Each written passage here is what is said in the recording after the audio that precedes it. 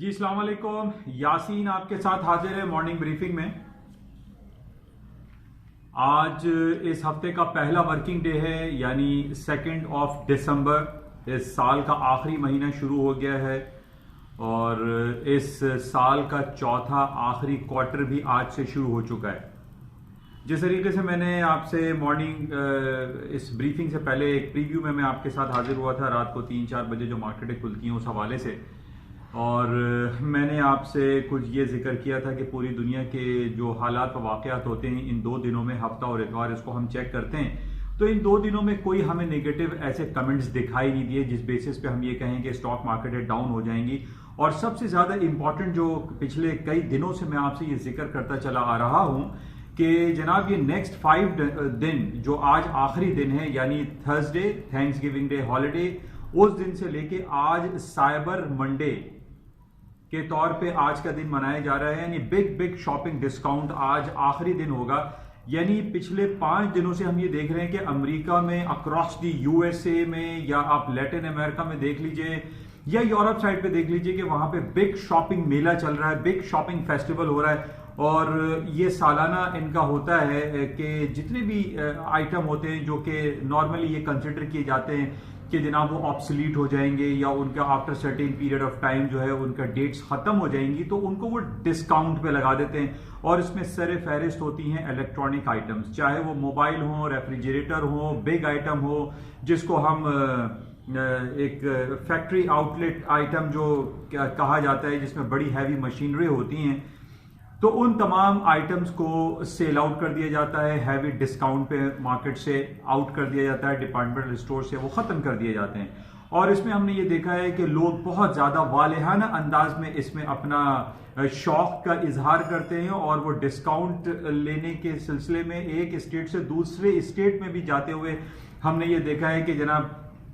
अगर वो शिकागो में है तो उसके करीब इंडियाना है या दूसरे स्टेट है तो वो वहां पे मूव कर जाते हैं। रात भर लाइनें लगी हुई होती हैं और बेतहाशा लोग जो है वो शॉपिंग करते हैं। तो बहरहाल अब तक जो मेरे पास जो डिफरेंट रिपोर्ट्स में देख रहा था उसमें थैंक्स गिविंग डे हॉलीडे में $4.2 बिलियन की शॉपिंग हुई, ब्लैक फ्राइडे या ब्लेस फ्राइडे में $7.4 बिलियन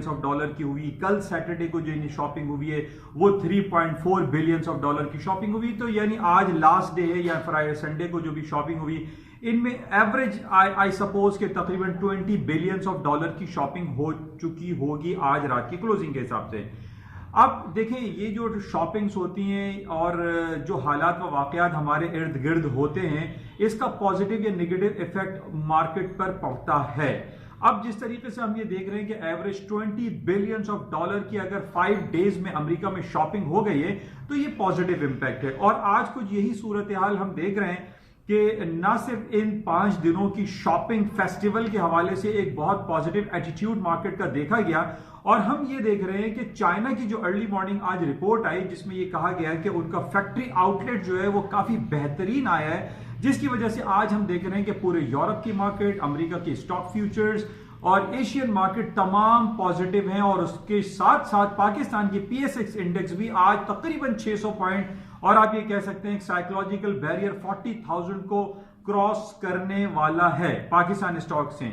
यानी तमाम पूरी दुनिया में हम ये देख रहे हैं कि कोई ऐसा नेगेटिव इंपैक्ट हमें दिखाई नहीं दे रहा जिसकी बेसिस पे हम ये कहें कि जनाब वो तारीखी रिकॉर्ड जो अमेरिका की स्टॉक मार्केटें बनाती चली जा रही हैं वीकली बेसिस पे, डेली बेसिस पे या मंथली बेसिस पे या क्वार्टरली बेसिस पे, वो खत्म नहीं हो रहा है। अमेरिका की स्टॉक मार्केट में चाहे कोई बैड न्यूज आप लेकर आ जाइए, लेकिन वो खराब न्यूज को या बैड न्यूज को वो डाइजेस्ट नहीं कर रही है। अब बैड न्यूज में जैसे काफी दिनों से मैं आपसे ये कह रहा हूं कि अमेरिका के जो मिस्टर डोनाल्ड ट्रंप साहब है उनकी इंपीचमेंट के हवाले से बहुत ज्यादा पेशरफ्त होती चली जा रही है, और इस हफ्ते कल और परसों हमारे पास एक डेट होगी जिसमें ये अनाउंस किया जाएगा कि ट्रंप साहब की इंपीचमेंट के हवाले से क्या लाए अमल इख्तियार किया जा रहा है। लेकिन इस पर भी हम देख रहे हैं कि कोई नेगेटिव इंपैक्ट स्टॉक मार्केट पे नहीं पड़ रहा है। और ये पिछले 3 साल से हम देख रहे हैं कि सन 2016 से जब से ट्रंप साहब जीते हैं और उनके पीछे जो है वो एक कॉन्स्पिरेसी कह लीजिए या फोर्सेस ले लीजिए या डेमोक्रेट्स को ले लीजिए कि वो कोशिश में लगे हुए हैं कि जनाब ट्रंप साहब को कुर्सी सदारत से हटाया जाए, लेकिन वो इसमें कामयाब नहीं हो पा रहे हैं। अच्छा, इसके साथ ही मैंने आपसे ये भी कहा था कि अगर ट्रंप साहब की इंपीचमेंट कॉल हो भी जाती है इस यूक्रेन मैटर के हवाले से, तो तब भी हम ये देख रहे हैं कि सदारती कुर्सी पर वो बराजमा दिखाई देते हैं। कोई ऐसा सिलसिला नहीं रोनुमा पेश आएगा कि उनको उस सदारती कुर्सी से हटा दिया जाए। जिस तरीके से बैक इन 1973-72 में हमने देखा कि जो एक वाटरगेट स्कैंडल हुआ था रिचर्ड निक्सन का, उस हवाले से एक नेगेटिव इंपैक्ट आया था, लेकिन फिर हमने लेटर और 1998 में देखा कि बिल क्लिंटन का मोनिका लेविंस्की के साथ जो सेक्सुअल स्कैंडल आया था उस बेसिस पर भी कुछ भी नहीं हुआ, उनको इम्यूनिटी हासिल थी और क्लिंटन साहब अपनी कुर्सी पर बराजमा रहे। अभी भी हम ये कह सकते हैं कि इसका कोई नेगेटिव इंपैक्ट ट्रंप साहब की प्रेसिडेंसी पे नहीं आएगा, जिसकी वजह से हम ये देख रहे हैं कि कोई नेगेटिव इंपैक्ट नहीं आ रहा। अच्छा, अब बैड न्यूज में हमारे पास काफी दिनों से ये खबर हांगकांग के हवाले से चल रही है और पिछले दिनों वहां की एक लेजिस्लेटिव इदारे जो हैं senate, Congress and house of representative ने एक बिल पास कर दिया है जिसमें यह कहा जा रहा है कि अब अमेरिका अलल ऐलान हांगकांग की मदद करेगा और वहां के जो प्रोटेस्टर्स हैं जो कि प्रो डेमोक्रेसी के हवाले से बहुत ज्यादा काम कर रहे हैं उनकी वो मदद करेगा अमेरिका। अब इस बात को लेकर चाइना बहुत ज्यादा नाला है, गुस्से में है और उसने अपनी बरहमी का इजहार किया है। अब एक तरफ तो हम ये देख रहे हैं कि अमेरिका और चाइना के दरमियान मुख्तलिफ ट्रेड टॉक्स हो रही हैं जिसमें यह कहा जा रहा है कि उन्होंने जो बिलियंस ऑफ डॉलर के डिफरेंट टैक्सेस लगा रखे हैं उसको रोल बैक किया जा रहा है और उसके फेज 1, फेज 2, फेज 3 की तरफ ये जा रहे हैं और जल्द अज जल्द इस पे दस्तखत हो जाएंगे और उसके बाद अमेरिका के स्टॉक मार्केटों में मजीद तेजी हो सकती है। लेकिन जब से हम ये देख रहे हैं कि अमेरिका ने ये बिल साइन किया है ट्रंप साहब ने और हांगकांग में लोग बहुत ज्यादा जोशो खरोश और खुशी का इजहार कर रहे हैं और वो ये कह रहे हैं कि जनाब let's Hong Kong make great again, यानी वही मकूला कह लीजिए, वही फ्रेज ले लीजिए जो ट्रंप ने 2016 के इंतखाबात में लिया था। अब वही फ्रेज जो है वो हांगकांग में हमें दिखाई दे रहा है कि let's make Hong Kong great again. तो अब ये सिलसिला हमें दिखाई दे रहा है कि जनाब इसमें कोई क्लैश हो सकता है और एक ये हालात खराबी की तरफ जा सकते हैं, लेकिन ये हो नहीं रहा है। उसकी वजह मैंने जैसे आपसे ये बताई थी कि अमेरिका की जो बड़ी बड़ी कंपनीज हैं उनके रिजल्ट्स बहुत अच्छे आ रहे हैं, उनके जो billions and trillions of dollar की रेस में वो लगे हुए हैं, जिसकी वजह से हम ये देख रहे हैं कि स्टॉक मार्केटें इन बैड न्यूज के बावजूद डाउन नहीं हो पा रही हैं। आज बहरहाल साइबर मंडे है, रात की क्लोजिंग पे हम ये देखेंगे कि आज फाइनली 5 डेज कंप्लीट हो जाएंगे। अमेरिका में कितनी शॉपिंग फेस्टिवल में लोग रिकॉर्ड के पिछले साल का ब्रेक कर पाते हैं या नहीं। हालांकि अब तक जो रिपोर्ट्स आई है उसके अंदर वो पिछले साल का रिकॉर्ड ब्रेक हो चुका है। जैसे मैंने आपसे ये कहा था कि अब जो दुनिया जिस तरफ जा रही है वो एक मोबाइल पे या लैपटॉप पे या ऑनलाइन शॉपिंग के हवाले से जो हम बात करते हैं वो बहुत ज्यादा बढ़ता चला जा रहा है, जिसमें पूरी दुनिया की 2 बड़ी कंपनियों के नाम हमारे सामने सरे फहरिस्त हैं। चाइना साइड में Alibaba.com जैक मा की कंपनी है और अमेरिका में Amazon.com जो कि जेफरी बेजोस उसके मालिक हैं, जो कि billions and trillions of dollar की उनकी अपनी पर्सनल वेल्थ है वो तकरीबन 150 बिलियंस ऑफ डॉलर हो चुकी है and he is one of the richest man in the world today. तो बहरहाल ये हम देख रहे हैं कि जितनी भी ऑनलाइन शॉपिंग का जो सिलसिला है वो बढ़ता चला जा रहा है और इसका डायरेक्टली या इनडायरेक्टली इम्पैक्ट पूरी दुनिया की स्टॉक मार्केट पे पड़ रहा है। और आज कुछ सूरत हाल हम यही देख रहे हैं कि पूरी दुनिया की स्टॉक मार्केटों में एक करंट लगा हुआ है, प्लस पॉइंट लगा हुआ है और एक पोटेंशियलिटी का इंजेक्शन उनमें लगा हुआ है, जिसकी वजह से स्टॉक मार्केटें गिर नहीं पा रही हैं। अभी आज जो हमारे पास डिफरेंट रिपोर्ट्स आनी है उसमें भी सारी अच्छी अच्छी खबरें हैं, कहीं कोई बैड न्यूज नहीं दिखाई दे रही है, सिवाय यही कि जो हांगकांग का मैटर है या जो इम्पीचमेंट के हवाले से जो खबरें हैं उसमें थोड़ी नेगेटिविटी हम कह सकते हैं, लेकिन इसका नेगेटिव इंपैक्ट मार्केट पे नहीं पड़ रहा है। अच्छा, इसके साथ ही आज जो 3-4 दिनों से हमारे पास डिफरेंट रिपोर्ट्स चल रही थी उसमें सऊदी अरब या अरब कंट्री के हवाले से हम बात कर लेते हैं। अरब कंट्री में खास तौर पे सर फहरिस्त सीरिया, जहां पे अभी खबर आई है कि 70 लोगों का कत्लेआम हो गया। सीरिया में, लेबनान में, फलस्तीन में, इसराइल में या यमन और सऊदी अरब के बॉर्डर लाइन पर हम बहुत अरसे से ये देख रहे हैं कि लोग रोजाना की बुनियाद पे सैकड़ों की तादाद में कत्लेआम कर दिए जाते हैं, मार दिए जाते हैं, या वो रिलीजियस फैक्टर है या economic and socio economic factor है। इसकी वजह से कुछ हालात जो अरब वर्ल्ड में हैं या इस्लामिक वर्ल्ड में हैं वो इतने अच्छे पीसफुल नहीं हैं। जिसका नेगेटिव इम्पैक्ट जब यहां पे मार्केट पे पड़ता है तो हम ये देखते हैं कि खास तौर पे gold, silver and precious metals की मार्केटों में तेजी आ जाती है। तो इस बेसिस पे हम ये कह सकते हैं कि हालात चूंकि दगरगू हैं, हालात अच्छे नहीं हैं। ईरान, इराक में भी रोजाना के बेसिस पे प्रोटेस्ट हो रहे हैं और हम ये देख रहे हैं कि ईरान के और इराक के लोग सड़कों पर निकले हुए हैं और वो ये कह रहे हैं कि दुनिया की दूसरी और तीसरी ऑयल प्रोडक्शन के बावजूद ईरान और इराक के आम आवाम की हालात अच्छे नहीं हैं। तो अब इसका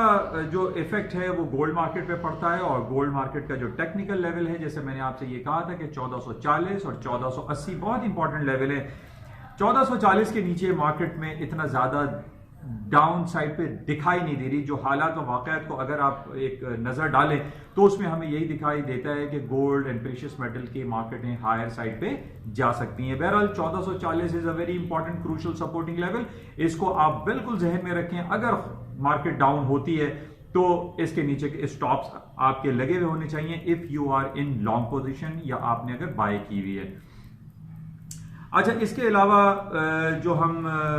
करेंसी मार्केट की बात कर लेते हैं। करेंसी मार्केट में स्टर्लिंग और यूरो की मार्केटें थोड़ी सी डाउन साइड पर आ रही हैं। ब्रेग्जिट का हवाला अब सिर्फ हमारे पास 10 दिन रह गए हैं। 12 दिसंबर को बर्तानिया में इलेक्शन होने वाले हैं और बहुत ज्यादा क्रूशल इलेक्शन है। कंट्रोवर्सी पीछे बहुत सारी चल रही हैं और ये कहा जा रहा है कि जनाब बर्तानिया को यूरोपियन यूनियन से अलहदा करने के हवाले से बहुत ज्यादा पेशरफ्त हो रही है और ये स्नैप इलेक्शन उसी कड़ी का एक हिस्सा है। और उसमें ये कहा जा रहा है कि जनाब अगर लेबर पार्टी जीत जाती है और कंजर्वेटिव पार्टी हार जाती है तो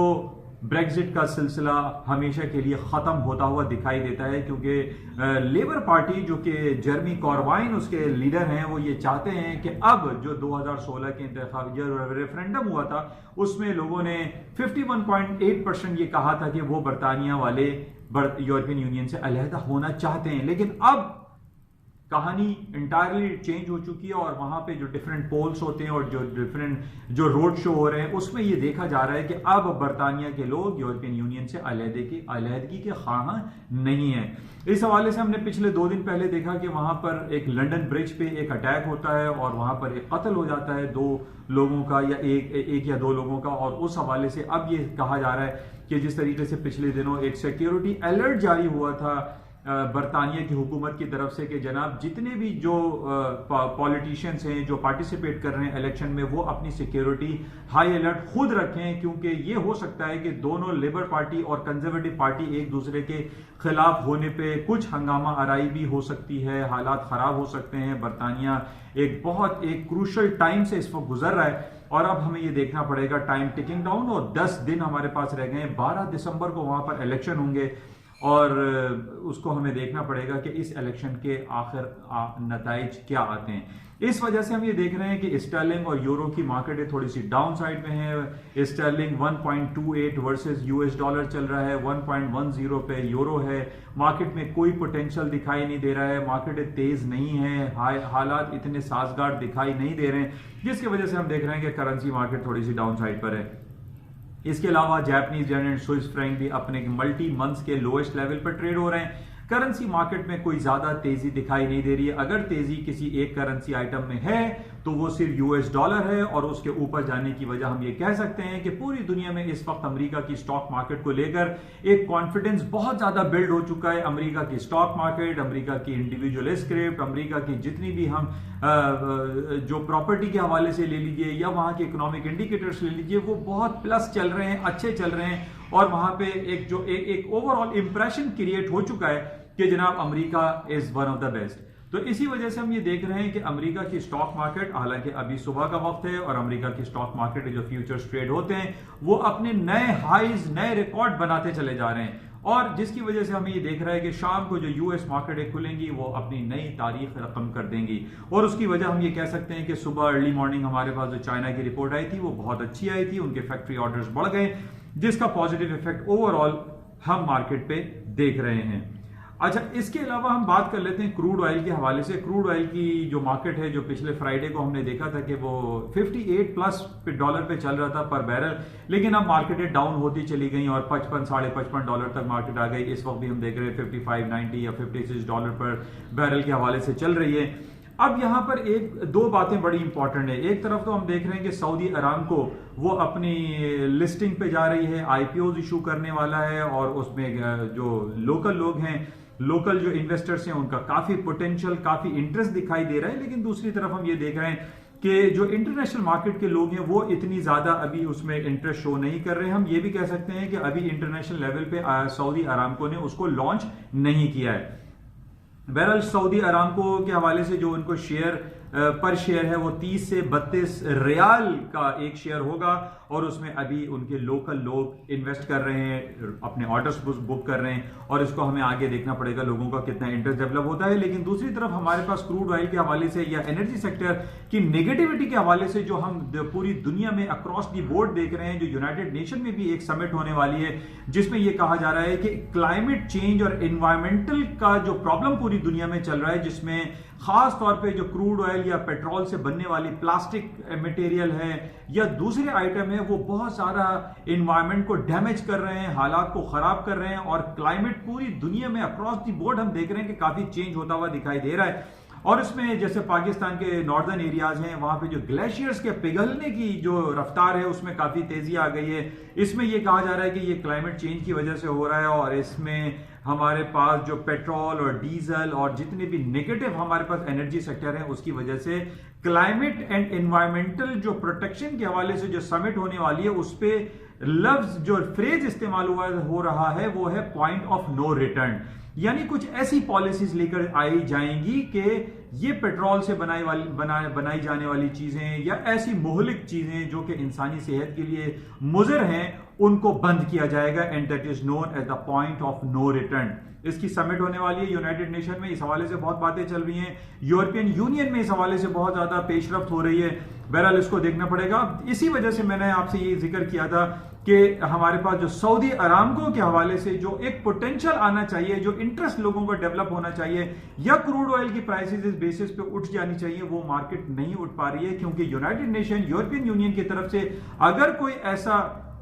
लॉ पास हो जाता है कि जनाब पेट्रोल, डीजल और एनर्जी जो मुहलिक हैं इंसानी सेहत के लिए, उस पर कोई बिल पास हो जाता है तो पेट्रोल की प्राइसेस और डाउन हो सकती हैं। और उसकी वजह, जैसे मैंने पहले भी आपसे ये बताया था कि अब सब्स्टिट्यूट बहुत आ गए हैं पेट्रोल के, जिसके अंदर हम इलेक्ट्रॉनिक व्हीकल्स देख रहे हैं, बैटरी पे चलने वाली गाड़ियां देख रहे हैं, न सिर्फ गाड़ियां बल्कि बसेस एंड एरोप्लेन तक की बातें ये हो रही हैं कि वो बैटरी पे चल सकेंगी। इलेक्ट्रॉनिक और जो इलेक्ट्रिक ट्रेनें हमारे पास ऑलरेडी मौजूद है। तो हम ये देख रहे हैं कि ओवर द ईयर्स जो आने वाले दिन है उसमें क्रूड ऑयल, पेट्रोल की जो यूजेज है, जो कंजम्पशन है, वो डिक्लाइन होता हुआ दिखाई दे रहा है, जिसकी वजह से सऊदी अरामको का जो इंटरेस्ट है लोगों में वो अभी फिलहाल वो दिखाई नहीं दे रहा जिसकी लोग एक्सपेक्ट कर रहे थे कि जनाब सऊदी अरामको जो दुनिया की सबसे नंबर 1 बड़ी कंपनी है ऑयल प्रोडक्शन के हवाले से, उस पर लोगों का इंटरेस्ट अभी थोड़ा सा कम है। बहरहाल ये कुछ सूरत हाल है। और आज सारा दिन मार्केट में देखेंगे, मार्केटें आज सारी खुली हुई हैं। हमने ये देखा था कि फ्राइडे को और थर्सडे को thanks giving day and black Friday की वजह से मार्केटें कुछ बंद जैसी थी। आज फुल फ्लैश्ड मार्केटें ऑन हो गई हैं, खुली हुई हैं। सिर्फ आज साइबर मंडे रहेगा, लोगों की ऑनलाइन हैवी शॉपिंग होंगी, उसको हमें आज रात में देखेंगे कि उसके रिजल्ट्स क्या आते हैं। बहरहाल और इसके अलावा जो भी सिलसिला आज मार्केट में रहेगा उस पर हम नजर रखेंगे। और लेकिन फिलहाल अभी हम ये देख रहे हैं कि पाकिस्तान स्टॉक एक्सचेंज के साथ साथ पूरी दुनिया की स्टॉक मार्केटें पॉजिटिव है, प्लस है, ग्रीन टेरिटरी में ट्रेड हो रही हैं। और उम्मीद यही की जा रही है, जो रिपोर्टें हमारे पास मौजूद हैं उसमें यही कहा जा रहा है कि स्टॉक मार्केटों में और तेजी रहेगी। बहरहाल बाकी गोल्ड के हवाले से आपसे जिक्र हो गया, 1440-1480 के दरमियानी मार्केट ट्रेड हो रही है, अभी इस वक्त 1460 पर है। इसको मजीद हम देखेंगे।